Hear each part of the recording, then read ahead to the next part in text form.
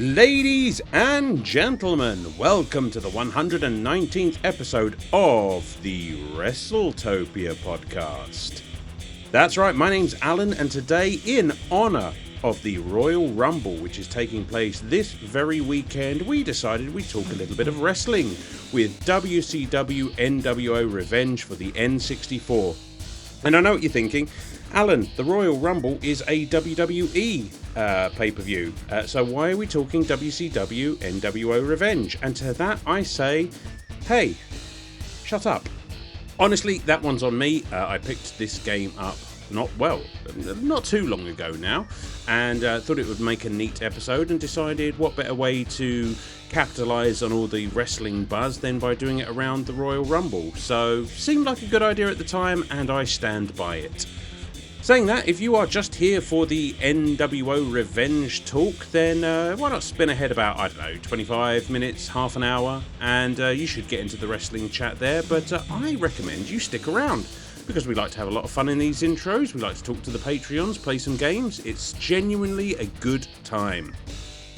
To that effect, I do need to get our plugs out of the way first. Linktree/Retrotopia, that's linktr.ee/Retrotopia. You can find all things Retrotopia. You can find our socials, our merch page, you can find our Discord, you can find our Patreon, and to that effect, our Patreon is free. You can join for free at the basic tier and you get access to our quick play mini review series. You get access to comments and voting in polls and listening to Brian and Joe there listen to their Retro Bites Neo, which is a brand new format for Retro Bites. Very exciting stuff. We do have a $2 hero tier as well, of course, which gets you all of the above, as well as access to our New Game Plus show, which is essentially kind of a modern game review show, kind of a bit of whatever we feel like at the time. Got an episode on Metroid Prime 4 coming up in the not too distant future, so I should probably get on recording that at some point. Yeah, plenty of other good stuff. You get to choose a quick play as well to throw at a host of your choice. So that's become somewhat weaponized of late, as we've reopened the selection to all of our hero tier Patreons who've chosen games before, or chosen games, however you say that in good old English. And you can basically reward or punish a host at your leisure. Right then, now that that's all out the way, it is time to hear from some of the Patreons. In the undisputed champion of cultural elegance, it is the 9-Bit Banter Box. Oh yeah.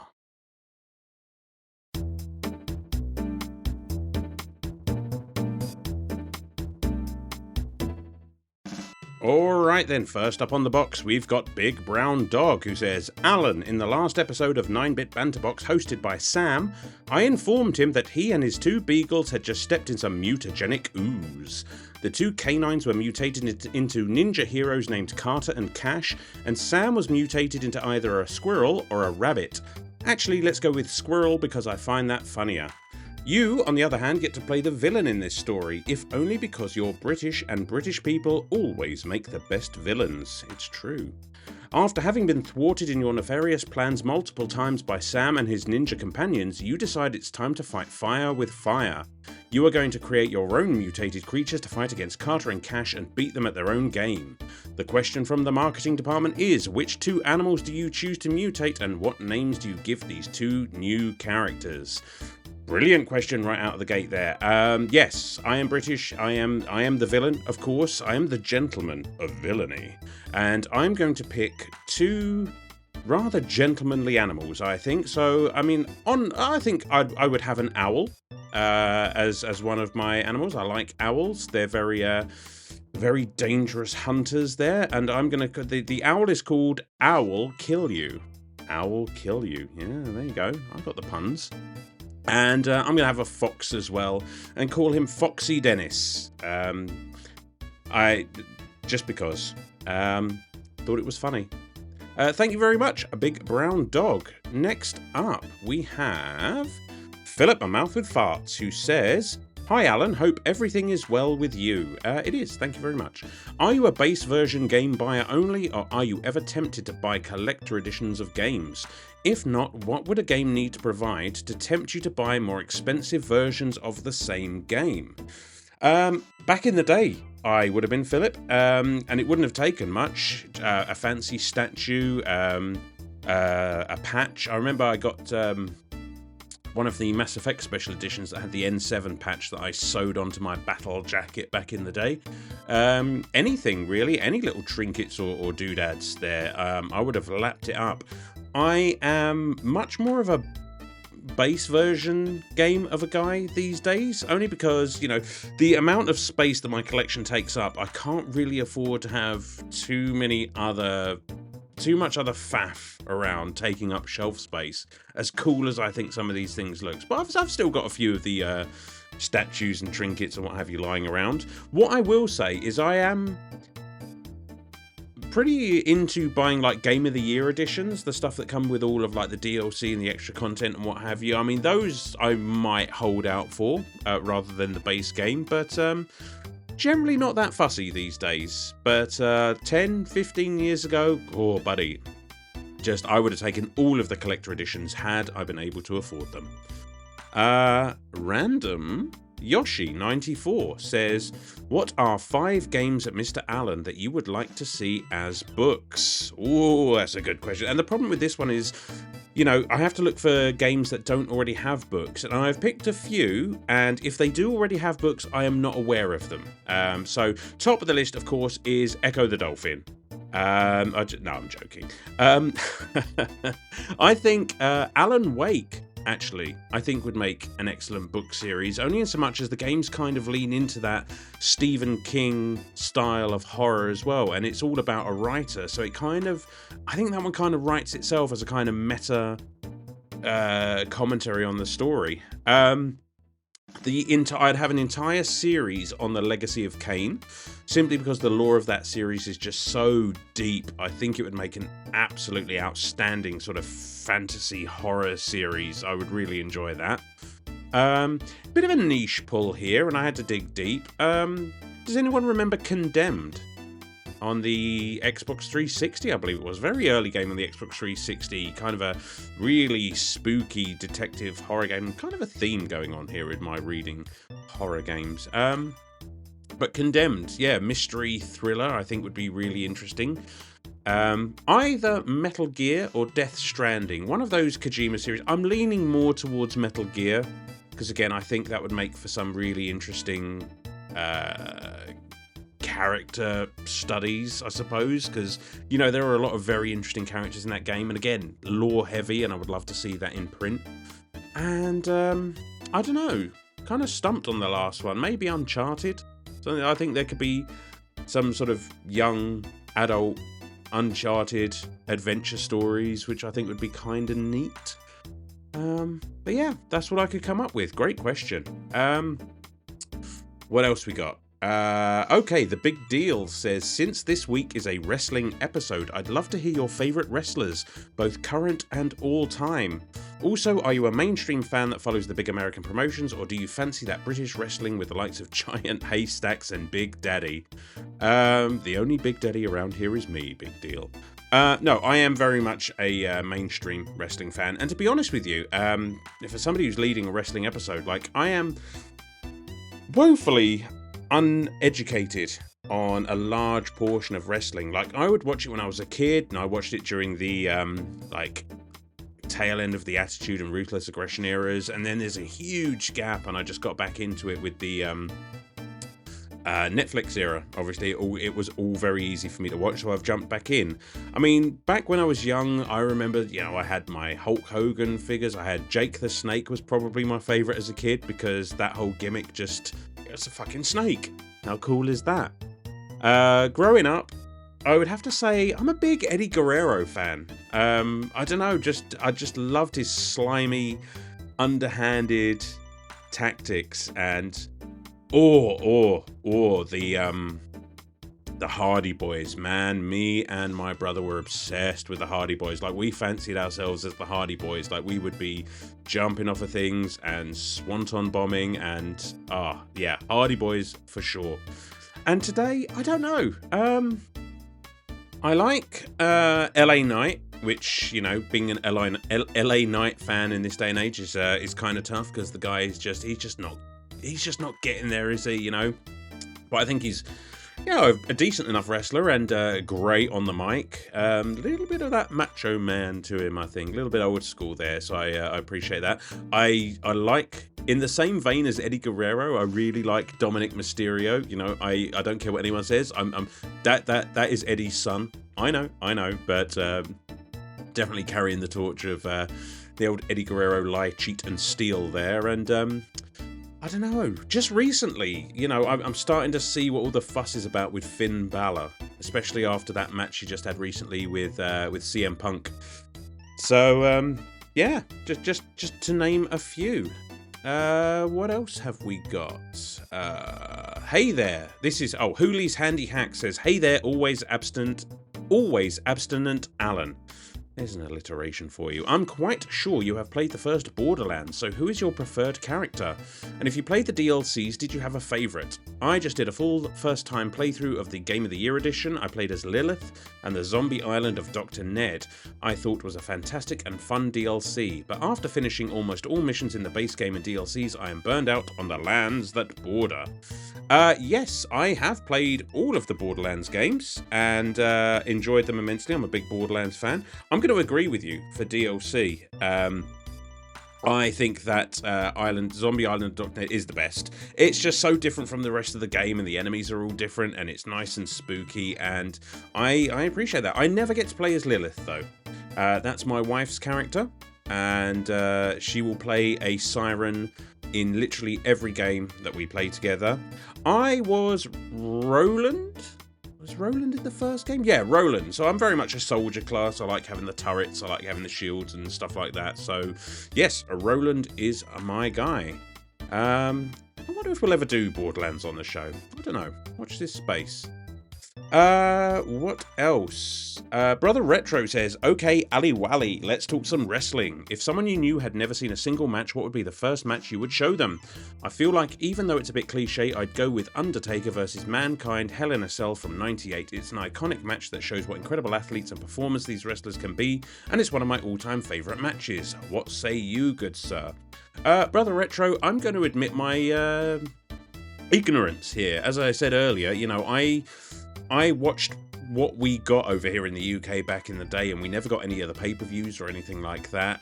So I can't really point to any specific match. You know, it's lame, but I probably would agree with the Hell in a Cell you've mentioned there, because I've seen so many spots from that match. It's just kind of iconic.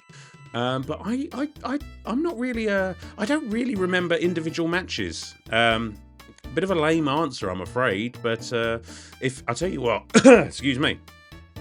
If anyone was asking about a single match, I would point them your way, because you obviously know better than I do. Okay, God, we are going for it today. So what do we got? Now, the next few I've grouped together because I recorded an audiobook. It's called Half Made Up, and it's available on Audible, UK and US, and a couple of people wrote in with nice things to say about it. So I'm going to stroke my ego for a moment and get into that. So, Old Man Gamer says, I just want to say great job on Half Made Up. Is there any more books we can look forward to in the future, or a new show called Story Time with Uncle Alan? Maybe where you sit in a rocking chair by a fireplace with a pipe reading stories. That'd be cool. I might do that one day. But no, yes, there are actually more books in the same series, the Andrew Mackay thrillers. Yeah, so number 2 is coming out in book form next month, and then I'll be doing an audiobook of that shortly after, and then I guess another one next year. So yes, there will be more to come, don't worry. Blobby says, Alan, congrats on captivating the Topia with your velvet voice in Half Made Up. Viennese Whirls or Fox Crunch Cream? Viennese Whirls, 100%. I love that smooth, crumbly texture. It's just buttery in the mouth, and an outstanding biscuit. Both are good, but Viennese Waltz for the win. Who else? First time ever, we had a write-in from Retrotopia. The boys said, "Congrats, Alan, on your first endeavour into sharing your voice with us. Half Made Up is a great book made better by your voice on Audible. I suggest all of our listeners check it, if only to hear that, if only to hear that buttery voice that is Alan. Love, Brian and Sam." Oh, thanks, guys. Love you back. And is that all of it? I think that's all of it. Lovely stuff. Thanks, guys. Thanks for writing in, and thanks for all the half made up love. That really makes a guy feel awesome. But we are running late for time, so we're going to move on to our next section, which is, of course, our spectacular game show. Choose one, lose one.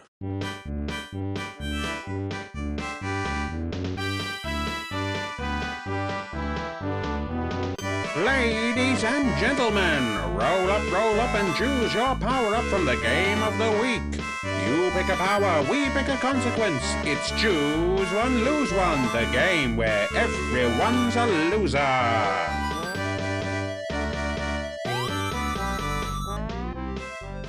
Alright, first up on Choose One, Lose One, it is Philip My Mouth with Farts, who says, "I want the ability to do a little backwards thing and steal another person's talent. Just like that." Done, Philip. You can steal other wrestlers' talents, but you also get every injury that they've ever had in their entire career. And it's cumulative, so it never goes away, and every time you use this ability, you just get more and more injured. Random Yoshi 94 says, "I want to have a slash that is forward." Now, I'm taking this to be in the British sense of the word slash, which is, of course, a slang for taking a piss. And I'm wondering why you're struggling to piss forward. That's a bit of an issue. But okay, yeah, you can have a slash that is forward, but unfortunately now you have absolutely no control of it, no warning whatsoever, and for some reason you accidentally piss through whatever you're wearing and, inevitably piss in somebody's face and then get beaten up. Why not? Hooley's Handy Hacks says the ability to start again. The ability to take a chair to the face. Hooley, you can take all the chairs to the face that you like, and everyone gets wind of this. And now every single person greets you with a chair to the face. Because they're aware of your new fun ability. And, okay, maybe you can take it, maybe it won't hurt, but it's still going to rough your features up a bit, so be careful, you'll end up looking like me. The Big Deal says, "How about the ability to implement a 20 count to an American wrestling promotion? Yes, this was a carryover from reskinning a Japanese wrestling game/series, but it's odd that they never changed that. It always felt so confusing, and I would love to use that to confuse wrestling fans of today." You know what, Big Deal? Sidebar. I thought that while playing this game, it was odd that it was a 20 count, but I never thought to bring up or question why. So I'm glad that you've scratched that little itch for me. Yes, okay. We're now adding a 20 count to American wrestling. The problem is that it's just another thing for wrestling fans to complain about, and it is the last straw. Everyone abandons the sport, and wrestling dies. And now all of those gross, smelly wrestling fans like myself, we've got nowhere else to go. We're just going to go out into the outside world and start beating each other up, and chaos ensues. Brother Retro says, "I want a Hogan Flair flop, so I can be useless after finishing off my opponent. Take it as you will." Oh, I'll take it, Brother Retro. I'm assuming the Flair flop is just when he just takes that dive and just... Do you know what? You can have the Flair flop. The problem is now you are never able to retire for the rest of your life. You have to work for the rest of your life, and every time it looks like you're going to retire, you don't. So that's it for the rest of your life. And finally, Old Man Gamer says, "I want the ability to join Raven's flock." I'm going to take this literally at face value and say that yes, you have now joined a flock of actual ravens, which sounds cool. And admittedly, it's going to be hard work to try and turn this around. But these ravens are literally with you at all times, and there is a lot of them.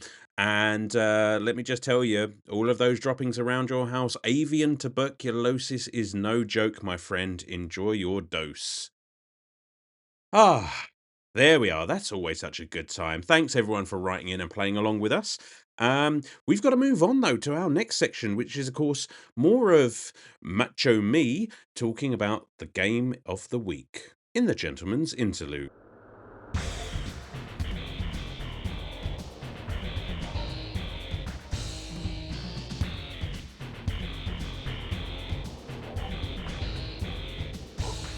Oh yeah, the cream rises to the top, and right here I'm gonna tell you why WCW vs NWO Revenge on the Nintendo 64 is the cream. Dig it! Released in 1998, right in the middle of the wrestling boom period, this cartridge didn't just exist, it elbow dropped itself into history.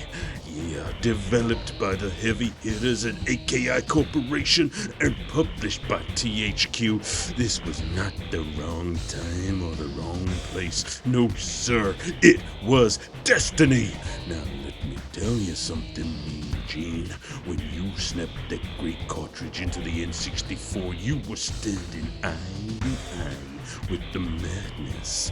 WCW versus NWO, black and white taking over the world, and you were caught right in the middle. Oh yeah, this game took WCW versus NWO World Tour and said the cream always rises. More wrestlers, more moves, more attitude, and more control than ever before. AKI Corporation understood one thing crystal clear. Wrestling is a thinking man's sport. You didn't just push buttons, oh no, you felt the momentum. You waited for your moment, and then bam, you pulled the trigger like the Macho Man from the top rope. Grapples had weight, counters had timing, and every match told a story because the Tower of Power was too sweet to be sour. Dig it! And the roster, unjustifiably in a position I'd rather not be in. Not here. You got Sting, Goldberg, Diamond Dallas Page, Kevin Nash, Scott Hall, and oh yeah, the Macho Man himself, strutting and flying like no one else could. Each wrestler felt different, moved different, and talked different. Even without the voices, you could hear the madness.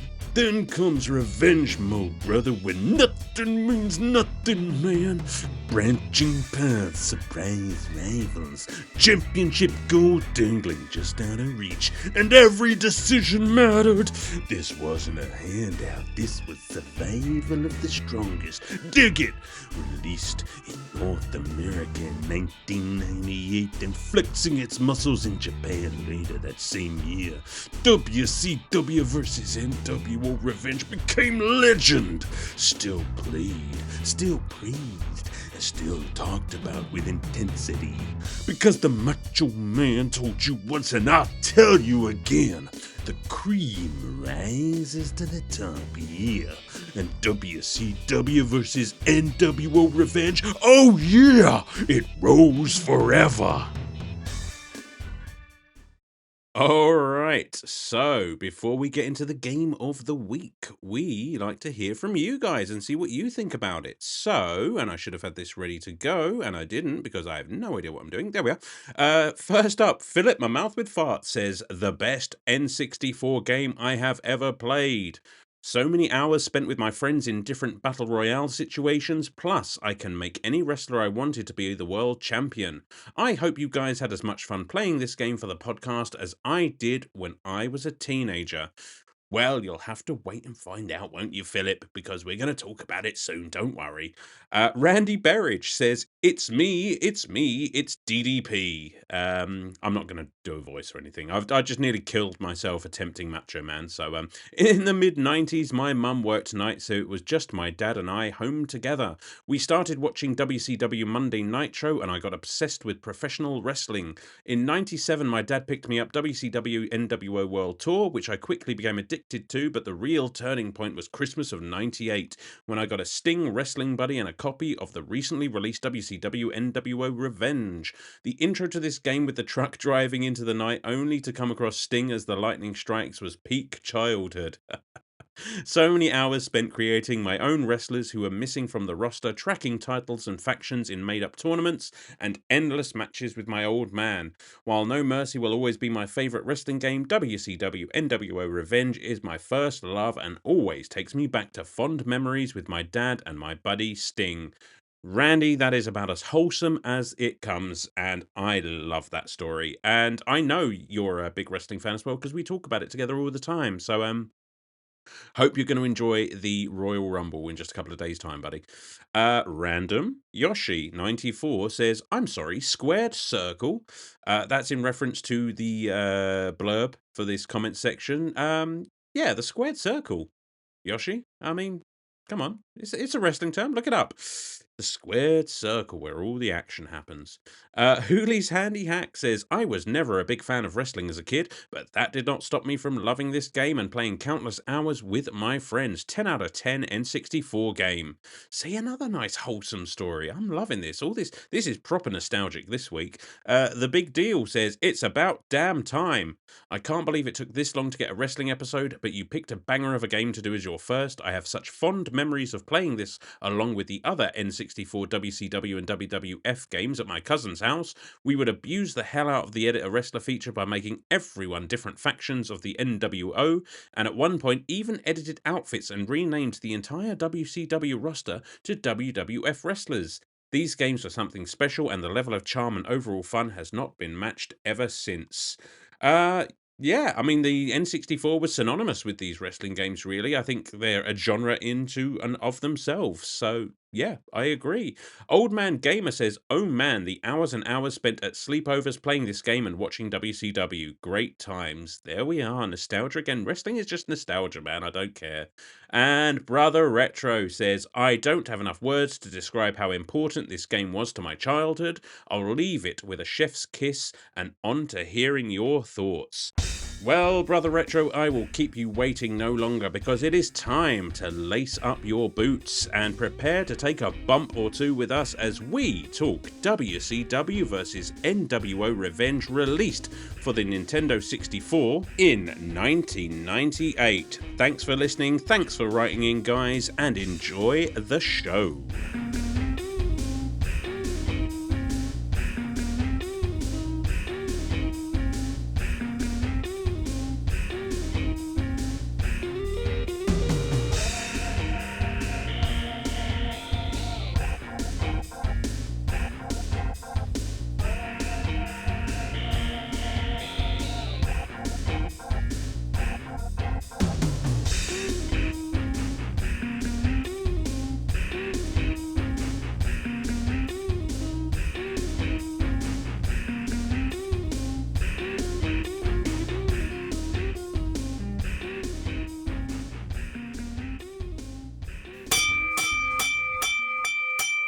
All right, ladies and gentlemen, the following podcast is scheduled for one fall. Introducing first, the Challenger. From the US of A and the master of the deadliest move in wrestling history, the cheese tax, it's Sam.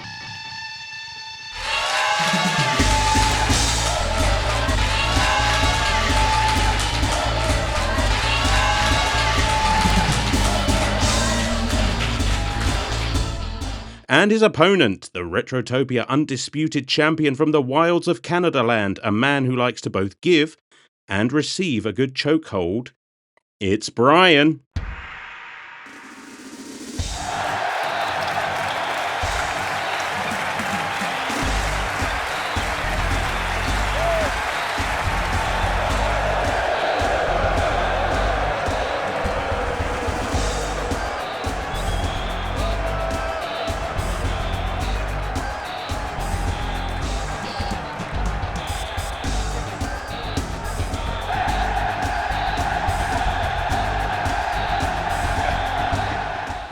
Wrong with that one. How you doing, fellas? How's it going? Well, let me just get your hands off my throat here so I can speak. Oh no, leave them. Leave them. I'm I'm pretty good. Yeah, it's been a long day for such a short day because it starts at 2 o'clock and ends at 5, and the time between that is all go go go. But I'm learning how to animate in 3D software, so yay Outstanding. me. So you could make another wrestling game if you so chose. And if you didn't get from the intro of this episode, or in fact that shoddily and hastily put together introduction, we are talking a bit of wrestling today, just in time. If I've planned this correctly, and I think I have, just in time to release the weekend of the Royal Rumble. Of Yeah, course, that was your master plan. I remember that during the planning session. it was my master plan, but if I was any kind of like intellectual, I probably would have gone with a WWE or WWF game instead of WCW versus NWO Revenge. But close enough, ballpark and all that. Sam, how are you doing? Not too bad. Not too bad. I had a good time with this game. Yeah, Couple sessions and I was good. I remembered it enough that, this isn't a particularly long game. It's more like the experiences you had when you played it as when it came out that are important. well, let's start there. Yeah. So, I mean, you actually played this one back in the day, huh? I did. I remember. There was WCW versus NWO, and then there was Revenge, which is the one we played for the show here. And I remember playing both, and I remember also going to like a birthday party or sleepover with a bunch of friends and playing this, and then I would rent it, myself, and then I'd play it and not have my friends to play with, and it was like, nah. It's like it's fun, but it's like, no, that magic is really like sitting with your friends and playing, like a 2-on-2 or whatever. Like this was perfect for the N64 with 4 controller ports. What a game. I mean, that's kind of the norm for a lot of N64 games, though, right? I mean, Yeah. It really was the party machine back in the day. Brian, did you play this one? I did not. Honestly, I don't know if I've ever played a wrestling game in my life. I've always been more about watching wrestling than actually playing any of the video games, because I find these kind of games a little bit clunky, and the 3D space you have to move around in is a little bit hard. So I wasn't really into WCW, and I thought the NWO was just the worst, to be honest. Well, that's it, guys. It's been fun. Brian hates it, and we're going home. I think when I was a kid, I had an NWO white T-shirt, like with my Jinkos nice. and stuff. Like that was like the style at the time. even though Absolutely. I wasn't too into it, like a little bit, but still, it was almost like at that time just pervasive. Yeah, I mean, back in the day, back when this game released, like wrestling was kind of everywhere. Even we got it over here now. I mean, I played a lot of wrestling games when I was young. I thought this was one of them. But playing it this time around, I don't think I'd actually played this game before, because around a friend's house, we went through so many different, I guess, like Here Comes the Pain, Shut Your Mouth, all of that stuff. And I know we played maybe a couple on the N64. I don't think this was one of them. But, wrestling was a big... I mean, it is still kind of a big deal. I still watch it now. I sort of fell back off the wagon when everything came over to Netflix there. So now every week I'm getting my fix. But back in the day, like we loved a bit of WWF, of course, back in the day. And, we didn't get all of it being over here in the United Kingdom. And what we did get, I think, was a little bit behind the times. But it was just so much fun just watching it, and then obviously beating each other up afterwards, which was always the thing that me and my brother did. When I was a kid, I wasn't allowed to watch wrestling, so I missed the Hulk Hogan era. Like when all these WCW stars were in the WWF, my parents just wouldn't let me watch it because it was too violent. So I watched violent movies instead. But when I was finally old enough, or I got there, I jumped into the Attitude Era, and of course I jumped on the Stone Cold Steve Austin bandwagon because, let's just say, he was fun. He was the anti-hero, and that's when I really got into wrestling, and that's when I find they had the best storylines. Like, everybody had these long lead-ups to whatever pay-per-view was, all ultimately leading to, like, WrestleMania eventually. And it was always fun because every week it was something different between a couple of people. And then, the stories, lesser stories would end at lesser pay-per-views, but there was always stories with everybody. Yeah. And he also had the factions, or what do they call the stables there? You had like the D-Generation X. You had, I can't think of the rest. Those, the guy who was like anti-violence, the prim and proper. He had Edge and Christian on there for a while. He had the Brood. All those things. So I was really into wrestling back then. And then when it was around the time CM Punk left WWE the first time that I fell off again. And when I started watching, I started noticing a lot of their biggest stars only showed up for pay-per-views, and I hate that. I always loved when you had a pay-per-view and then the next Monday you had, like, they're fighting, like, I want my rematch for the title, and you see another friggin' fight. Paging Roman Reigns. Where are you, Roman Reigns? Yeah. But that's the thing. Like, Brock Lesnar comes out, cuts a promo on a Monday night, and he's like, oh, I'll see you at the pay-per-view in a month and a half. And then you don't see him again. And it's like, where's the story? Where's the build-up to it all? Yeah. But sorry, that was my rant. No, I agree. And I was the same, a bit of attitude here, a bit of predominantly ruthless aggression. I distinctly remember watching as a kid around my nan's house, of all places. There was the stuff that I watched when I was really young, just sitting on the old man's knee watching, Hulk Hogan and Rowdy Roddy Piper and Jake the Snake, and I'm just thinking of all the toys that I had back in the day as well, and the ring and all of that good shit. And but yeah, I agree. Like, watching it now, like, I'm enjoying it. I'm having a good time. I think there is something to be said for the suspension of disbelief that you had when you were younger watching this stuff.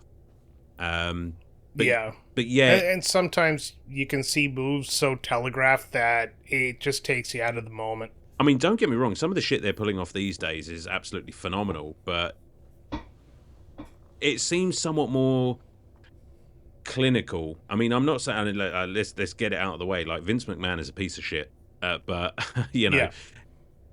back when he was running the ship, a lot of stuff didn't work, but then a lot of stuff did. And when it was work, it was phenomenal. See, I heard that during the Attitude Era, Vince loosened the noose a little bit around people's necks and let him kind of develop storylines with other wrestlers, which is why you had so many storylines, which is why you had these great rivalries. It's because these people were working on them on their own with minimal interference. And then Vince McMahon became a control freak, and then everything had to be funneled through him. And that's when it kind of started getting a little bit worse, is because people would have ideas and Vince would shoot them down. Yeah, I think that's probably where I wasn't watching. So there is a significant gap where, yeah, undeniably, that's what happened. But I think that's the PG era. Yeah, I don't really remember much of that one. So I think I was dipping out at that point. But I came back hard with the video games. I dread to think how many hours of my life I've spent on WWE SmackDown versus Raw 2007. Like, I lost months of my life to that game. I like a good wrestling game, it's just brainless, mindless fun, and you can just really indulge in that power fantasy and just take your favorite wrestler and take them to the top. And boy, I know we're not talking WWE or WWF, but there are a lot of fucking wrestlers in this game, right? Yeah. There's a ton. A lot of them come from the early days of WWF, which is, one of those things that kind of turned me off of WCW. But there's some good names. Some people switched over to WWE later on as well. But you got the legends like Hollywood Hulk Hogan, the Giant, who is, what's his name now? It's the Big Show, wasn't it? Is it Big Show, that's it, yeah. Yeah, you got Scott Hall, Scott Steiner, Kevin Nash, Lex Luthor, Randy the Macho Man Savage. Oh, yeah. Yeah, Sting, Raven, Roddy Piper was there, Diamond Dallas Page, whose career got fucked by WWE, Goldberg, who's not that great of a wrestler if you watch him. No, I'm not. Puts on a hell of a show. I'm not a Goldberg fan. But I could go on. Like, I have the list in front of me, and there's a bunch other names that I could just throw out there, and I'm going to stop now because... But for Jesus Christ, as I go down the list, half of WWE's roster came from WCW or vice versa. Yeah, and it's just incredible that a game on the N64 had a roster this stacked. Like, flicking through it, I was just like, half of these I don't know, and half of them, because that's always been my problem, because it's like they change their names between companies. Yeah, if the company owns the name rather than the wrestler. That's right, because I unlocked, when I was playing earlier on today, I unlocked, was it Kurt Hennig? I was just like, okay, no fucking idea. And yeah, that's like, Mr. Perfect. Oh, Mr. Perfect. I know Mr. Perfect. And it's just like, it just throws me. It's just because I'm not like the most knowledgeable wrestling fan in the world. So this stuff, it's fun to sort of find out. Now, I want to take a moment to give Sam a chance to say something because we pretty much just blackballed him from the episode. No, don't worry. I you know what? I would say I don't watch wrestling currently, and you know, it was one of those things that was just kind of like on in elementary school. I would watch it, but I didn't really absorb, like, I wasn't into storylines or anything. Like, yeah, it's fun to watch in the way that I also like, you know, kaiju movies and stuff like that. Like, I just love watching, you know, things fight each other. That's always fun. That's like, you get a kick out of that. So from that aspect, yeah, I enjoy it, but I'm not like, I don't know a ton of names. I'm not into the storylines. I could not go toe to toe with anyone on any sort of wrestling knowledge, but I was definitely aware of it. Just kind of, you know, something that's kind of just there in the culture, and when it's popular, you kind of know of it or know some names by just kind of association, right? So that's kind of where I'm at. And then obviously played this game as a kid and was like, yeah, this is pretty fun. Yeah. It is. I mean, the N64 had quite a few wrestling games, all of which that are pretty lauded. You know, I think, you know, the trilogy or quadrilogy of wrestling games. I think, was it 4 wrestling games? Well, there's 5? I don't know. Anyway, yeah, there's the 2 WCW NWO games, and then there's Warzone and WrestleMania. Oh yeah, WrestleMania 2000, and then No Mercy as well. Of course. No Mercy, that's the one I'm thinking of. WWF No Mercy, and that's crazy that I think THQ made all of them. I think so. Yeah, and I think they went straight through to, I don't know, SmackDown versus Raw. I can't remember what year before, like 2K took over. So they kind of had a stranglehold on like the best wrestling games for years. And now it's just all 2K. By the way, they have 12. Sorry, Brian? Yeah. Sorry.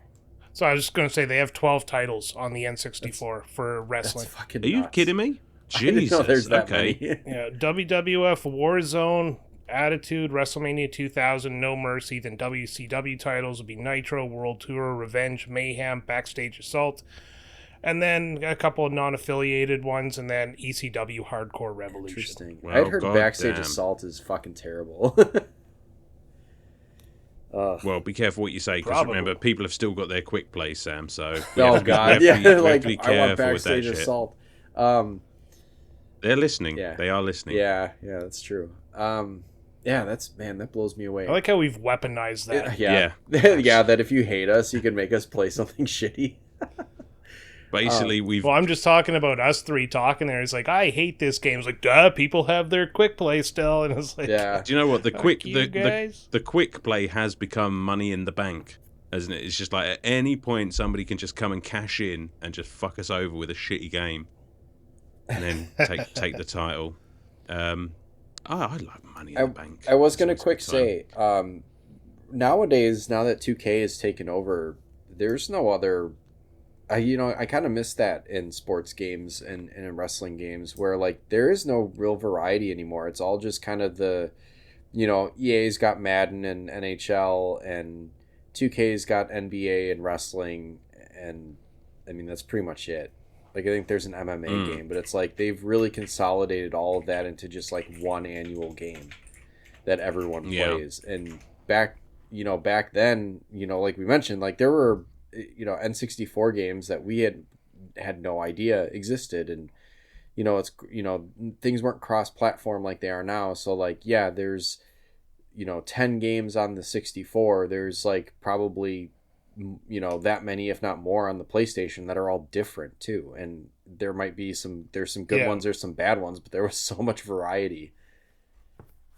I think that speaks to just how popular the sport was at the time, though, because it's just like the more, as you say, pervasive it is in society, the more they want to capitalize and just churn out game after game after game. Yeah. And it's just like wrestling is not as popular as it used to be. I don't care what anyone says, It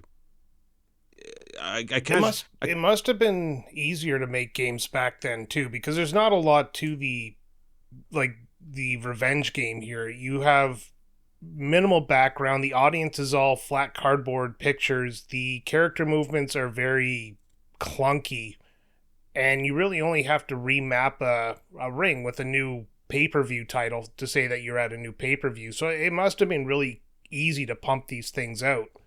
That's true. So it's probably why you're not seeing as many nowadays. And I was just looking it up. AEW Fight Forever was the last THQ wrestling game, and from my understanding, that one was terrible. Oh, wow. Yeah, I remember hearing about that one. I have to imagine as well that the likeness rights these days are just astronomical. I mean, have you seen the price of just a ticket to go and watch like a SmackDown or a everything Raw nowadays? I know, but it's astronomical. So I have to imagine that, like, getting, I don't know, CM Punk's face, Roman Reigns, Cody Rhodes, just in a game, like the license has got to be. It kind of prices everyone else out of the market. Well, the other problem with that is, and this is again going off topic, I plan to do a lot of tangents in this episode here, is Ticketmaster, they're a reseller. They don't sell tickets. They buy tickets and then resell them. That's true. That's what you get is like the administration fees, a resell, a high demand for this because everybody's buying them now, and it's creates artificial demand, and they just jack the prices up. That's true. But they were pretty jacked to begin with, and it is a shame. Because they were just in London last week. I was just like, God, that would have been really nice to go and see, but not in my fucking lifetime. But, that's because, as you say, the arenas and everything now are a damn sight more complicated than they were in NWO Revenge. Because, I mean, at least on the surface of this game, it looks every bit an N64 game. Yeah. Right?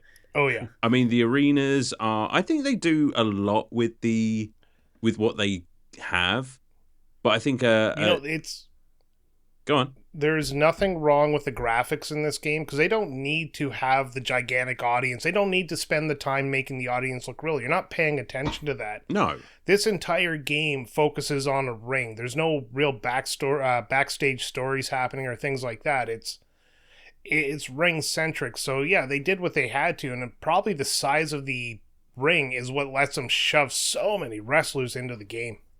Yeah, undeniably, because each one of those, and, they kind of have a little bit of the old, James Bond GoldenEye face going on. Yeah.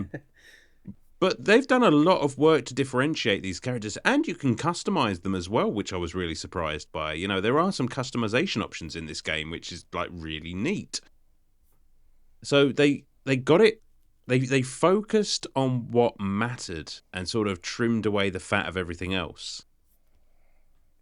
Right? And that's what they had to do. Yeah. That's actually one thing I'm not going to knock this game for, is by not overdoing it. At least they don't have like these big sweeping cameras as, the guy comes out. They don't even have the character music. I don't even think they got licensed music in this game. But no. I don't know anybody's entrance music from the WCW days, so I have no idea. No, it's all just like really crappy sounding It's all the same. Like every time a wrestler walks in, it's the same song, and it's just like this kind of See, that's where this game is getting a knock. If you have licensed characters, you got to get their music as well, or at least some sort of rendition of it. It doesn't have to be like the actual track, but at least get the beat down or something. That way, the Wolf Pack is coming out, or just at least for their what do you call it? Their team or their stable or whatever. Just like to have their yeah. I get Well, it's like I do know the Goldberg song, right? The Goldberg song. The Goldbergs. Oh, well, it's not the song, but that long doosh, doosh, and then somebody knocks on his dressing room door, and that's right. He comes out there, and it plays that like epic music, and he gets to the stage, and the fireworks hit him on the body. Then he breathes out some of the fireworks smoke. You know that's and then he hits. It's iconic whether you like him or not. Then he hits a spear and a fucking suplex or pile driver or whatever, and then the match is over, and it's just like, okay, well, thanks for coming, Bill. Bill Goldberg. Yeah, that was the worst part. Like, I do remember him in WCW when, I'd switch over in WWF commercials. And, yeah, that was the thing. Like, he went so long without losing, it was just boring. Yeah. Which is funny, because, you look at things like The Undertaker's streak, and it's just like, well, that's iconic. But it's a yearly thing. It's not, he lost in between WrestleManias, right? Yeah, but, still... It's just all in how you book these characters, and I guess that's kind of to link it back. And I didn't. Oh, this is a good one, because you can kind of fantasy book, because the roster being so big in this game, like you can pick. For instance, I saw Eddie Guerrero on there, and I was just like, first of all, I fucking miss Eddie Guerrero, and second of all, I was just like, I'm going to take this guy to win the Cruiserweight Championship. And, you can just literally just pick any character. And okay, they don't have the branching storylines and things like that you'd get in some of the later games and what have you. And it's just like, it's all... And that's all good, well and good, having that stuff. But, this game is just... It's fun. The actual wrestling, which is what this game should be about, is just really enjoyable. And I didn't get it at first. I was very rusty with wrestling games. Because there's a surprising amount of nuance to the actual grappling system in this game, which I think was who's that? That AKI, who designed that grappling system, and it's really clever. See, I'm gonna contradict you, because I couldn't figure out a lot on my own, and a lot of times I just grapple and then body slam them, and then all of a sudden I was walking around. Then I figured out how to punch finally, and then I would punch them and then grapple them, then body slam them, and then it took me forever to actually get the controls down. And then finally, when I hooked my N64 controller up to the my computer to play the game, I still had a hard time figuring out what button did what, and it probably took me 4 or 5 matches just to figure out how to bounce off the ropes. And then I figured that out, so I thought, what if I grappled and did that, and then next thing you know, he's throwing... I was building up on it, but it was taking so long, and I find the game really slow. Slower than I want it to be. I mean, I don't know if that makes sense. I can't exactly argue that. I mean, it is a little sluggish. I mean, I don't think I'm going to ding it for that, but, it is... Not as fast as some of the games I'm used to, and I'll also some of those early rounds. I had such a hard time with this game to begin with, because it's not basic. There are things to learn, and I guess back in the day we'd have had the manual to help us out with all of this, and we would have read it. I looked it up. I looked up a PDF before I threw the game on, just so I could remember what the buttons I should have done that. Yeah. Well, Sam, why don't you take us through the tackle and grapple of this game and how it all works? Yeah. So this is another example. I think I had mentioned. I think we play Kirby 64. Yes. Yeah, we did. And I was like, yeah, there's not that many games that use the D-pad, and it's like, well, there actually are if you think about it. This is one of them. So when you're moving around the ring, you're actually using the D-pad and not the control stick, which is a little different. That was kind of a bold choice, I thought, for moving around in a 3D space, but it works pretty well. So you're moving around through D-pad. The punch, I believe, is B, if I'm not mistaken, right? Mm-hmm. Mm-hmm. So there's like a Yep. punch and a kick. I can't remember. They don't really do much, but you can kind of get your opponent against the ropes or into the turnbuckle if you punch enough. And I'm not great at this game, so like if there's a better way, like let us know. Join our Discord and let us know or something. And then you can use the grapples, and then it sounded like, and I wasn't great at this. I was just kind of button mashing, but like if you used the different like direction buttons, or I think even like the C buttons would do different grapples. There was like a weak grapple and a strong grapple, and you could do like throws where you could get them on the ground, and then you could press the A button when you're standing over them to do a hold. So the holds were useful in all the time that you're doing these moves. Each player has it's like a spirit meter, so it's not like a life meter like a traditional fighting game. You have to chip away at their spirit meter to the point where if you were to do a pin, you could pin them pretty easily. Like if your spirit meter is down and you've knocked them down, they might stay down a little longer and allow you to do like a hold or get the drop on them. Like I was able to at some point climb up onto the turnbuckle, like do a flying like drop or whatever you would call it, like like jump on them. It was like the first time I figured that out, I was like, oh. Yeah, there are moments like that where you just pull something out of absolutely nowhere, and you're just like, "Holy shit! I didn't know I could do that." And it was No, that's 90% of the times I did anything other than punch or grapple. And so yeah, I did this since I was button mashing. I was like, "Shit, how'd I do that?" Yeah, right. I did this excellent German suplex with Eddie Guerrero that instantly went straight into a pin, and I was just like, "How the fuck did I manage that? That's awesome!" Yeah. And Brian, we were talking about this a little bit off air. So you've looked up how the spirit meter works. In my understanding, so it's kind of your momentum in the match. So the more big moves you're doing, the more taunts and things like that, the higher your spirit meter goes, and conversely, the lower that the opponent's goes. And correct me if I'm wrong, because I got the sense while playing this that your spirit meter being low made it very difficult for you to tap out of things. It made it very difficult for you to actually hit any grapples or throws or holds or anything like that. It swung reversals and what have you back in the direction of your opponent, so they had an easier time getting out of your moves. And not that I had any kind of luck at like reversing or getting out of holds or anything like that, because I could not figure out the reversal system in this game to save my life. But I'm pretty sure it was all tied into the spirit meter, right? Well, yeah, it's like Sam said, it acted as kind of your stamina, and the more of a streak you went on pulling off moves and slamming your opponent there, your spirit meter would go up and be color significant. So the more close it gets to green, the better you're doing, and eventually if you fill it up, you'll be able to get your special move, which I guess would be their finisher.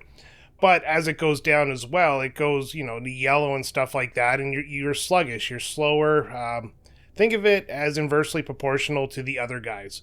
So if the other guy's got a green meter and you've got a yellow one, well, they're going to be kicking your ass a little bit longer. Maybe you got to back off and just punch them a little bit there, and then if it's the other way around, you got the momentum, that's the time to strike, right? You get them down as low as you can, then pin them on the mat. Yeah. So that's my understanding from reading the book, and it's just exactly what Sam said. So yeah, I'm just repeating. I got the impression that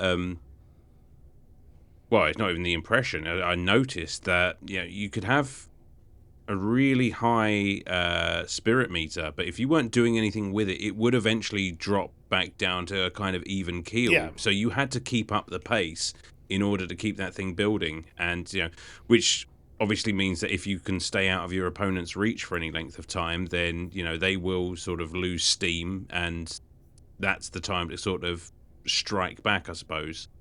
I know I'm sure your spirit goes up if you can reverse and also kick out of pins. Oh yeah, it's definitely based on what you're doing in the ring. Like I said, if you're grappling and slamming, you're going to get it up a little bit.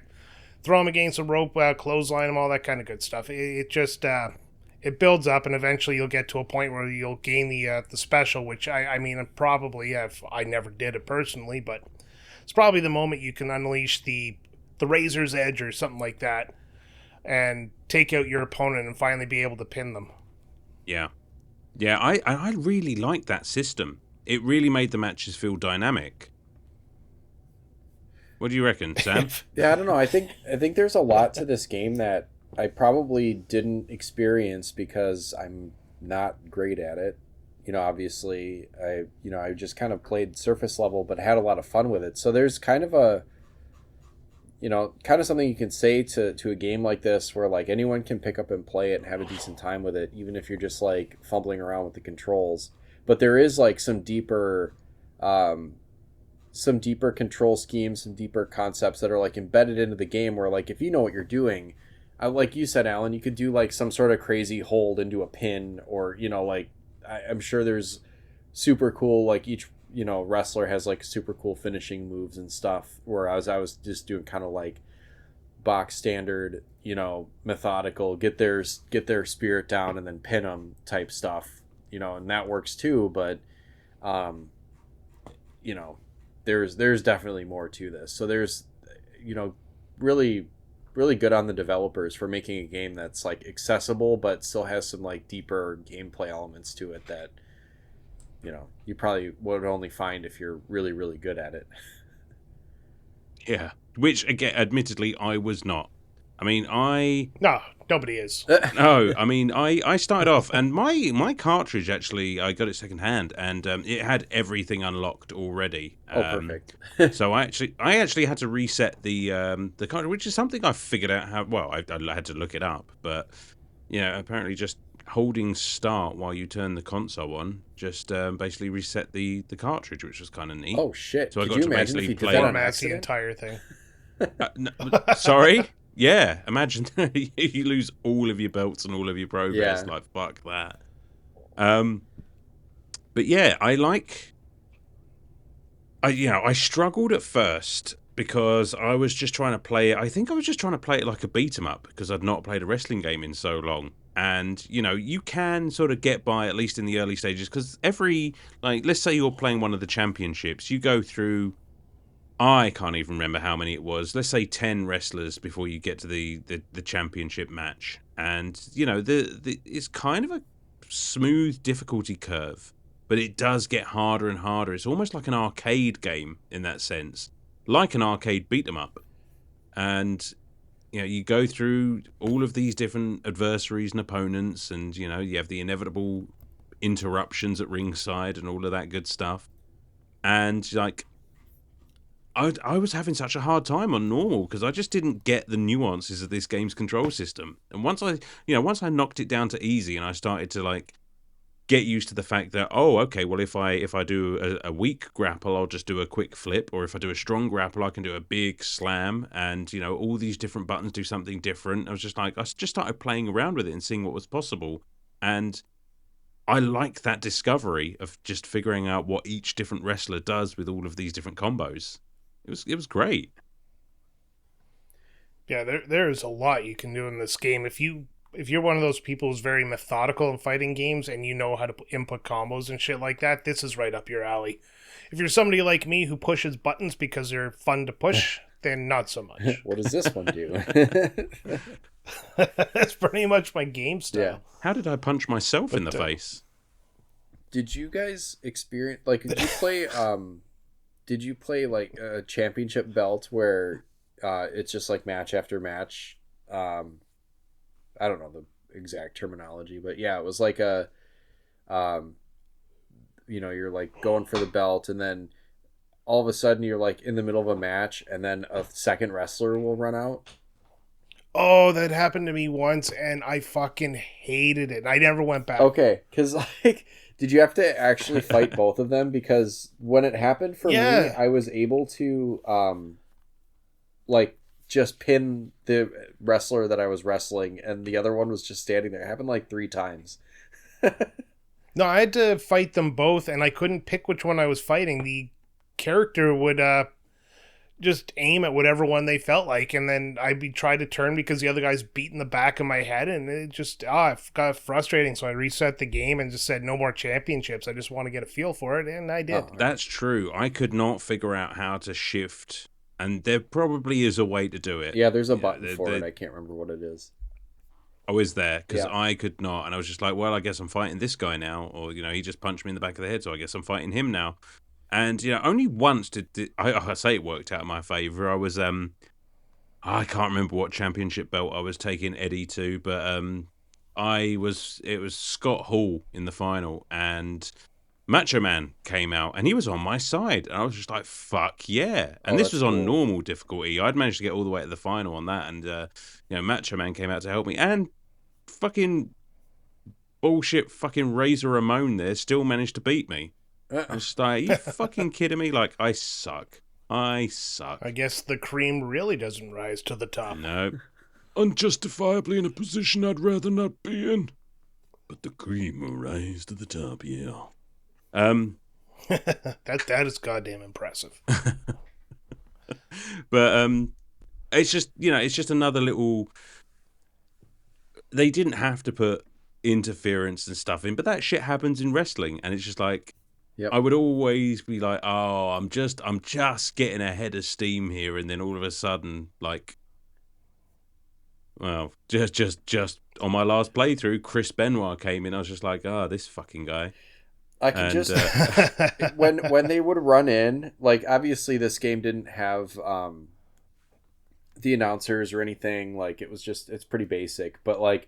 I could, in my head, when the second wrestler would come out, I could hear that like announcer guy going like, "What?" How they overreact, not overreact, but they like play up the they drama 100% overreact. Oh yeah.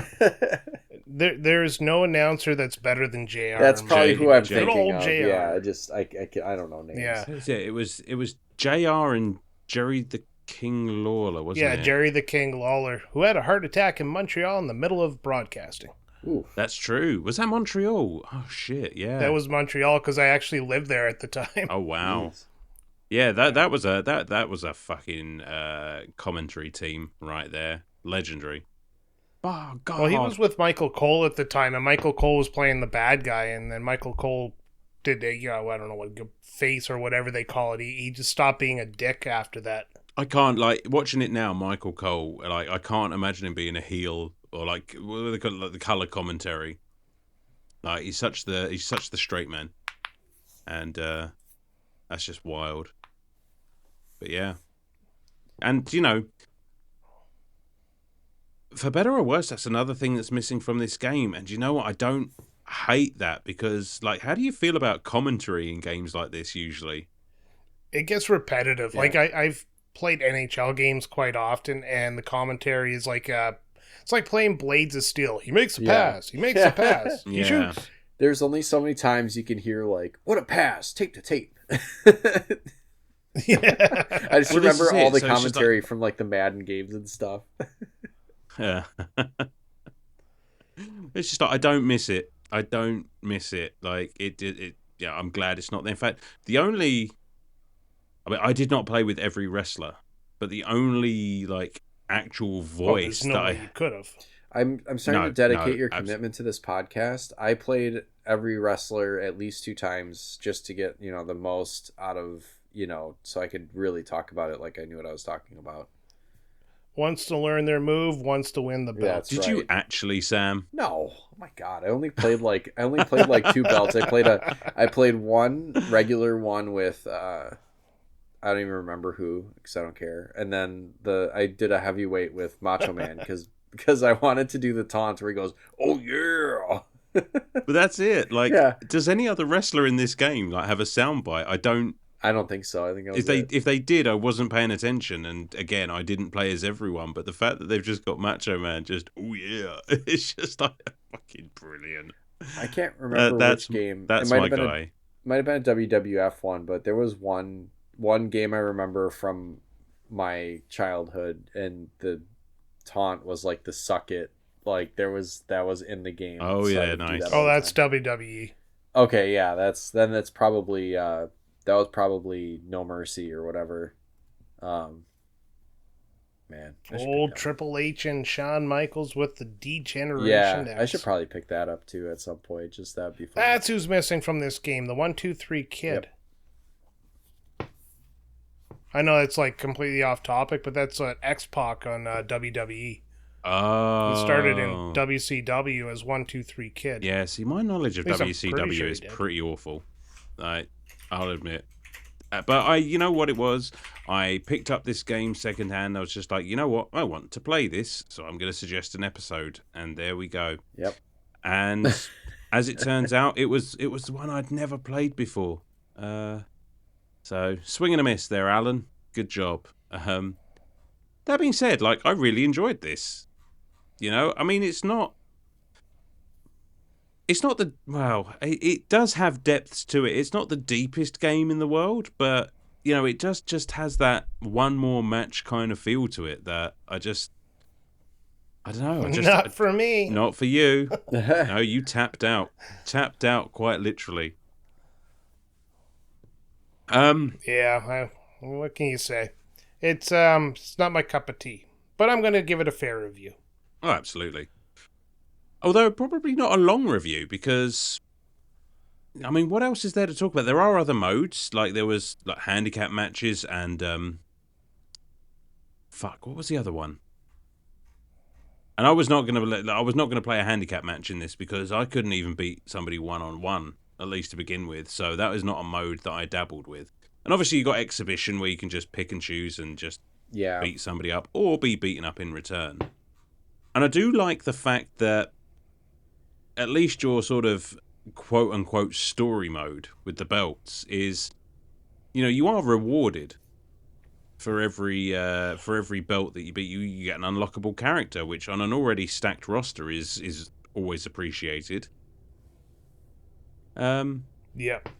I don't know. It's just there's a lot to love. I don't know. Like, it's just a good, solid wrestling game. It really and is. I am Like, fast running out of things to say about it. I am too. One more quick thing is I really liked that they had different, and it wasn't like they had to do much. They were just basically like arena palette swaps, if that's even a thing. But you'd have like what was it, like Bash at the Beach and the Halloween one and Royal Rumble. No, it wouldn't be Royal Rumble. What? Fuck, I don't know. They had a different arenas. We get what you're saying. Starcade. Yeah, and all Starcade. that. Yeah, that one was cool. I just liked that, like all the different arenas from like the different events. Those were pretty cool. Yeah, and like you said, it's not a difficult thing to do. No. Like, it is almost a palette swap. But again, there's a good amount of variation in that. Like, and we've already said that they didn't go overboard with the arenas, with the crowds and things like that. But they do enough just to keep it interesting. Oh, another thing that you could do if you got out of the ring, I think you could turn it off. But you know, obviously, you could time out of the ring. You had 20 seconds out of the ring, or you would time out. Which I nearly fucked myself over so many times with that. Just getting cute outside. Oh. It's just like if I can put this guy down for 20 seconds and just chill out, then I'm going to win the match that way. And he would inevitably reverse something, and I would just get back in the ring with like half a second to spare. No, there were a couple that I like matches that I won where it was like, you know, it's like getting up to like 16, 17. I was like, I did like a quick throw, and then they were like on the ground for a bit, and then I just like scampered back into the ring and won while they're just like laying on the ground outside. Did you actually get a ring out for him? Yeah, I did. I got a couple of them. Nice. And then that's what that's called. The other thing that you could do when you're out of the ring is you could press the up C button when you're by the what do you call those, like the apron. No, not the apron, like right in front of the crowd, whatever the gate is called or whatever, the guardrail. Yeah, that thing.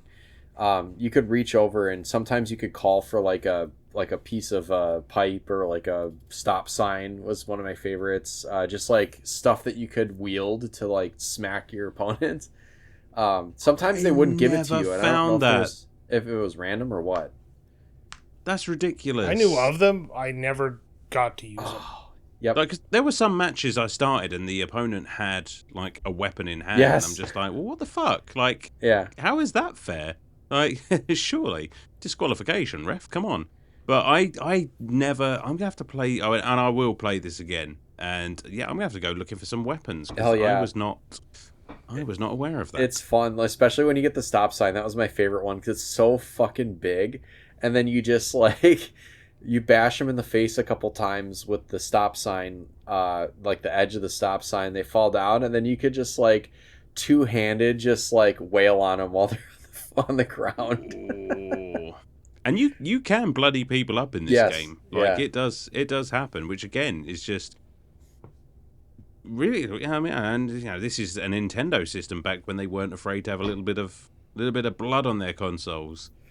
Yeah. So kind of funny that like sometimes it would take, you know, a minute or so into the match before they would get bloodied up, or like you'd pull an item out of the crowd and bloody them up with that. But like there were times when within like the first couple minutes they were already bleeding. It was like, oh geez.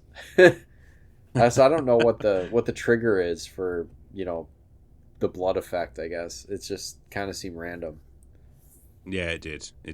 It's just the right shot in the right nose. Yeah, and that was enough to do it. But yeah, it's just lots of little things that just make this game just, I don't know, kind of special. Even for somebody who's not played it for like, ever. You know, I got a kick out of this. Brian, got anything else to bring to the table? We've already talked about music and stuff like that. You know, there's nothing really to write home about that. I think I'm ready to wrap her up. Well, why don't you pin it to the mat and get the 3 count, and we can get out of here. Yeah, and say who your favorite wrestler was in the game when you give your nobody. Score. Next question. Nobody. Okay, so talking about this game, I'm not a big wrestling game fan, so I went into it with an open mind, but I found the character animations were very clunky. Half the time, the hit detection was not there. 90% of this game was grappling and throwing, and when stuff happened, you couldn't time things. It was very luck-based that you were actually able to do anything. I didn't have as much fun as you guys sound like you did, because I was getting frustrated trying to figure out the controls. That's more of a me thing than the game thing. Like, you know, get good or go home. This game is a basic wrestling game. That's all I'm going to say about, like, all of that stuff. Is there's no flair to it, and that's what wrestling is all about, is the flair.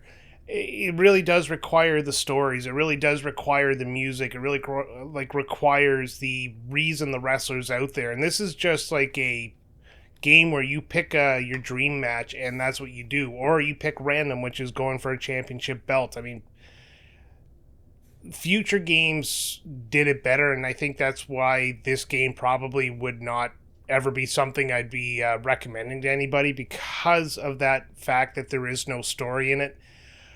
The fact that there is no, like, why is that wrestler coming out? What is the feud that's going on? Why is his music not hitting? Like, God, when certain wrestlers' music, when they hit, you get excited. Like when you hear Stone Cold's Glass Break, or The Rock's If You Smell What The Rock Is Cooking, and all that kind of stuff.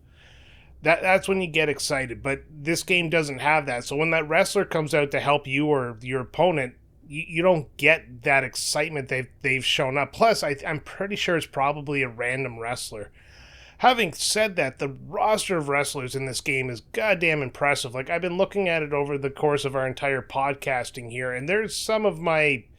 Like I said, I wasn't a big WCW guy, but I did have a lot of these wrestlers I did really like. Like, I like Scott Hall. I liked him when he was Razor Ramon. Hollywood Hulk Hogan, he's just an asshat. Glad he's dead, because he was just a horrible person at the end. Kevin Nash I found to be absolutely boring. Sting, I don't get the hype over him, but they're all here, though. I like Chris Benoit before he did that thing though. So I'll stop with that one. But yeah, a lot of them came over to WWE when they bought the WCW. So the roster is probably the best part of this game. The moves, I'm not going to say anything about the moves because it's more of, a me problem than it is a game problem. I am going to say one thing about the overall quality of the game is it's very, very bland. And if you just want a game where you get in the ring and you wrestle, this might be the game for you. But if you want the wrestling experience, this is not the game. It doesn't give you anything outside of the ring. So I guess I'm gonna sum up because I really don't know what else to say about it. I'm gonna give this game a 5 out of 10. I'm neither loving it nor hating it, so it's just right down the middle for me.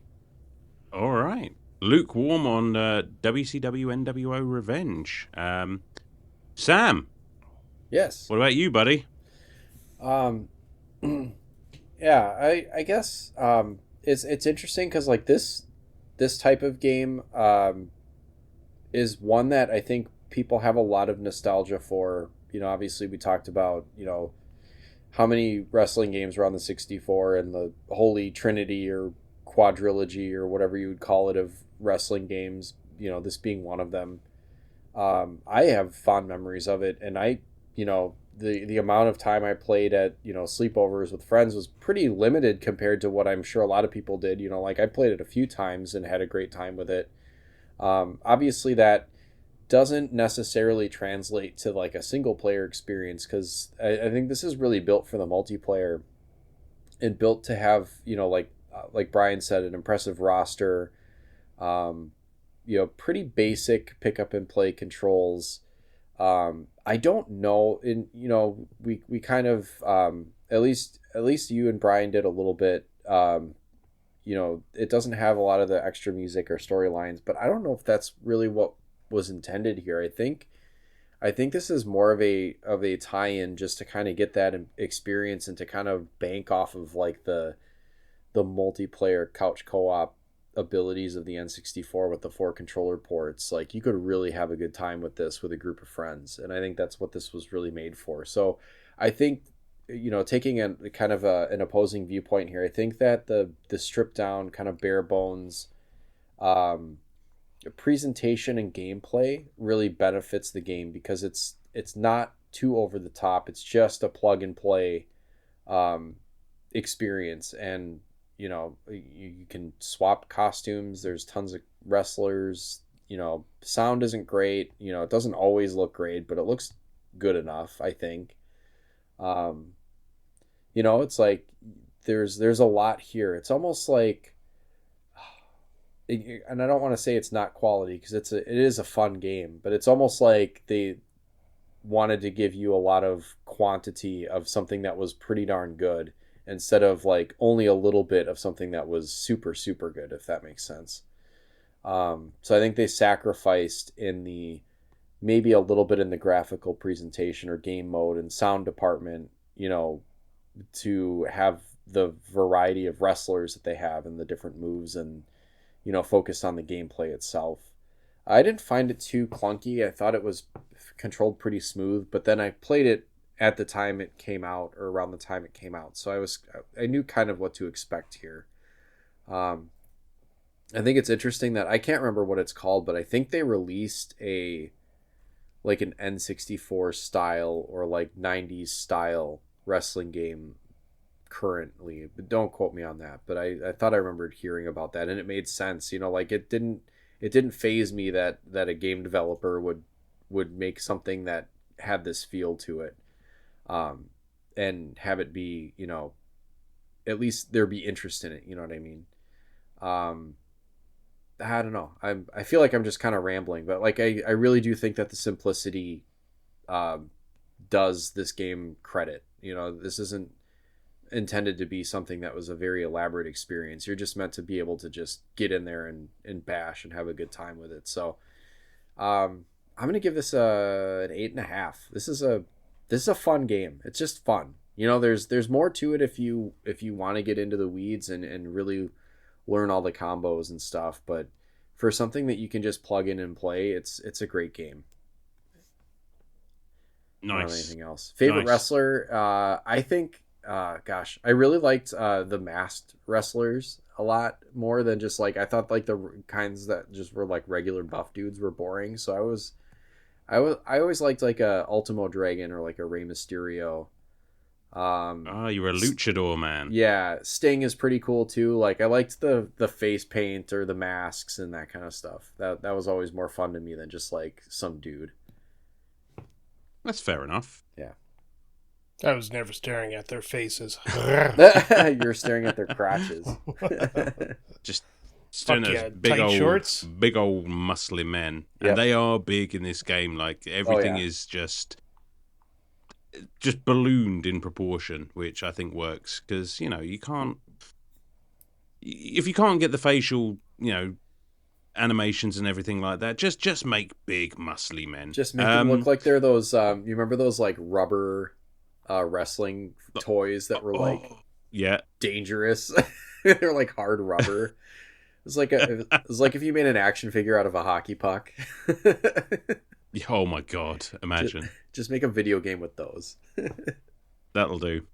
You both make extremely valid points. Like I do like my wrestling games with a bit more of a story, admittedly. Like I say, some of my favorites I've played have a bit of the backstage, have a bit of the rivalries and stuff like that. But that's all stuff that would come along later on. I mean, we have to remember that this is a product of its time, and I think for its time, it is a game that they managed to cram an incredible amount into an N64 cartridge. And yeah, some things take a hit for that amount of variation. The arenas are kind of samey. The music is just very generic, but none of that really matters as long as you make the gameplay fun. And you have a roster that you can, you might not know everyone on there, but you're going to be able to pick out a few favorites and get a pop whenever you see someone, because there are just screens and screens worth of these wrestlers. And almost every single page I was like, oh, I remember him, oh, I know him. Yeah. And it's just like it gives you all of that, basically a big toy chest to play with. I can't speak, obviously, to the multiplayer, although I can imagine that it was a big part of this game's appeal back in the day, because that's just kind of what the N64 was. It was that party system, and a game like this with 3 friends of yours around would have been pretty damn special. But speaking to the single play, I enjoyed the hunt for the belts, and I think what this game tries to do is, again, take a more arcadey style of approach to it. It's not unlike a fighting game, like a Street Fighter or a Mortal Kombat, in so much as, you've got that ladder you need to climb and just beat enemy after enemy after enemy until you get to the final one. And for that, you don't really need any of the fluff, any of the storylines or rivalries or stuff like that. I mean, Sam says it was just fun, and I agree. I think the control scheme was, although maybe a bit tricky to get hold of at first, once I started to wrap my head around it, I found it incredibly nuanced, and just, you could do an awful lot with very little. And the amount of different moves and combos that they threw in there, really let you just spice up some of these matches and try things. Maybe you want to beat this one with a submission. Maybe you want to try for a ring out. Maybe you want to just straight up pin. You have all of that in there. Visually, as I said, nothing special. Yeah, we've already talked about the wrestlers and their likenesses themselves. I think they're as good as they could be on the system. Everyone is recognizable. Yeah, I enjoyed myself. I'm biased. I like wrestling games, and this one, like you say, Sam, it's just you pick up, you play, and then you put down for a bit, and you don't have to think about it. It's just a laugh. I think I'm going to land on an 8 out of 10. Definitely will play it again. Want to go for a few more of those belts. I want to see if I can't find that weapon you were talking about. Have some fun with it's that. fun. But That's my favorite exactly, part. and that's just it. Like, it's all sorts of things just in there that you think, well, this game is probably a bit too basic for that sort of thing. It's just like, no, we've got this too. We may not have everything, but we've got enough to play with. Could it do with a few more modes? Maybe, but all of that would come in later games. So it's very formative for the genre of gaming. Do you know what I mean? Like, we wouldn't be where we are now without games like this. So good for you, NWO Revenge. And that's it. That's all I have to say about that. That's all I have to say about that. It's a fun ass game. It is a fun ass game, and wrestling is a fun ass thing. And you know what? Let's have a bit of fun. This comes out on a Friday now, because Retrotopia comes out on a Friday now. And if I missed, and when's the so the Rumble is on the. Oh, I think it's on the very next day. I think it's the 31st of January. Guys, just throw a name out there. Who's winning the men's? Who's winning the women's? I don't care if you know wrestlers or anything. Just swing for the fences. Jesus Christ. Even better. Who's the surprise entrance from the Blast from the Past? Oh. Ooh, that's a very good question. At the Royal Rumble, who could it be? Who's available? I don't even know who. I don't even know names anymore. Like any name that I knew was old already or sadly dead. To be honest, Just say one of those. That'll do. Oh yeah, just like bring someone back from the dead. Roddy Piper's coming back. Oh, there you go. And he's going to win the Rumble. I love it. There you are. There's your surprise The old, blast from the past. Old bagpipes. Brung, brung. Andre the Giant. Andre the Giant. That I'd get a pop out of that. Can you imagine? Good old Andre. Princess Bride. Brilliant film. That's what I know him from, really. But like, he's got a wild history. Oh my God, that man could drink. Jesus, yeah. I mean, wild times. I'm definitely going to be watching it. It's on Netflix, so I'm definitely going to be watching the Royal Rumble. I'm very excited for the road to WrestleMania. How about your predictions, Al? You give us your predictions because you actually know who's going to be in it. Oh, you know what? Stone Cold's making a surprise entrance, number 21. Yeah, it'll be something like that, like the Rock or something like that. Yeah, but go ahead. I'm wondering here. Okay, women's Royal Rumble. Does Bianca Belair come back, win the Rumble, I have no idea. and then challenge? Yes, absolutely. Oh, why can't I think of her name now? Styles. The Storm. No, not AJ Styles. AJ Lee's coming back for the Royal Rumble. She's already back. So yeah, but I know, but she's going to be in the Royal Rumble, and she's going to be pushed for a women's championship run to be co-champion with her husband CM Punk. Not a bad take. Not a bad take. That sounds. And for the men's, I'm like, does Bron Breakker? Because he already had his shot at the title, and I don't really want it to be Cody Rhodes. So I was going to be Cody Rhodes. He's still hot. Do you know what? I don't even think it's going to happen, but I am so hyped on Finn Balor at the moment from that intro last night. I'm going to say let Finn win the Royal Rumble. Let Finn Balor have it, because that would be epic. And keep his old music, please, because that was awesome. Right, that's all I've got. How about you guys? This has been one hell of a rambling episode. Yeah, I got nothing else, so... All right. Enjoy the Rumble, those who watch, and hopefully you have access to it, because I know they like to, you know, I always have that problem with professional sports too, where it's like most of the games are pretty available or on streaming, and then, you know, there's like one big huge game that's like on cable that you can't watch or whatever. Like it's not on streaming, it's on regular TV, and you don't have, you know, cable to watch it or something. So I know they do that. You know, it's like, oh, everything's, you know, streaming, and then this is a pay-per-view. That kind of sucks. So I hope everyone's able to watch and enjoy their wrestling. See, it's the good thing about being in the UK. Now it's all on Netflix. So That's how I've fallen back into it. So, all right, I have no idea how to end this episode, so I'm just gonna give us a Macho Man. Yeah. How would whoa, freak out? I don't know. How do I end this episode? Snap into a Slim Jim. We're not stopping the recording till you figure it out. Well, it's been fun, guys. Oh yeah. The ending was terrific.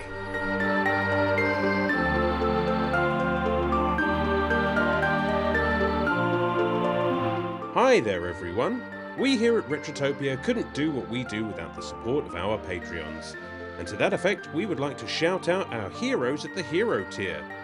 So a huge Retrotopia thank you from all of the hosts here to Andrew Wright, Wildcard, Unbuckled Cape, Makeshift Money, Sergeant Ombre, Randy Berridge, BCOS19, J Nasty 15, Chris Kaplane, Jack Datchler, Sir Busts-A-Lot, Big Kid 782, Super Dave, Big Brown Dog, Studstill Smash, Fallen Snow Kiku, Radmac, Calin Hygus, Old Man Gamer, Raging Demon, Radioactive Hooli, Blue Shell Discharge, The Big Deal, Dylan Jacobson, Game Genius, H, Brother Retro, Shane's World, Ovindley, Brian Spritzer.